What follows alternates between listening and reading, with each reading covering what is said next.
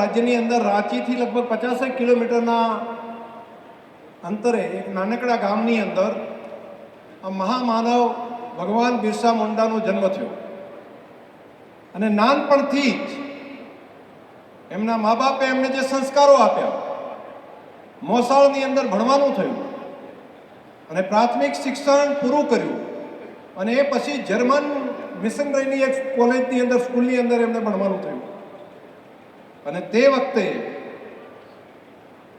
વટાળ પ્રવૃત્તિનું જે કામ ચાલતું હતું તેની સામે મનની અંદર વિચાર આવ્યો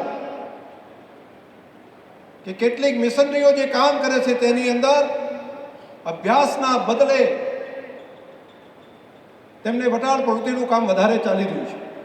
અને એ વખતે એમણે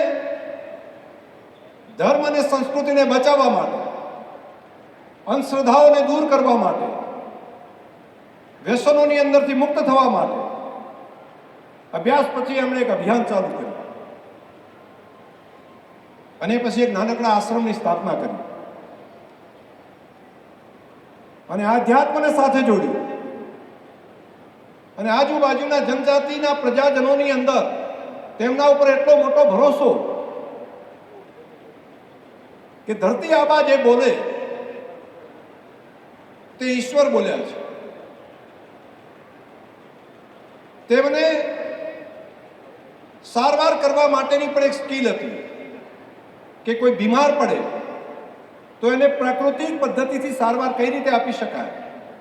એટલે જે વનસ્પતિઓની અંદરથી જે દવા બનાવી શકાય તેવી અનેક દવાઓ બનાવવાનું કામ પણ ભગવાન બિરસા મુંડાજીને સ્કિલ હતી.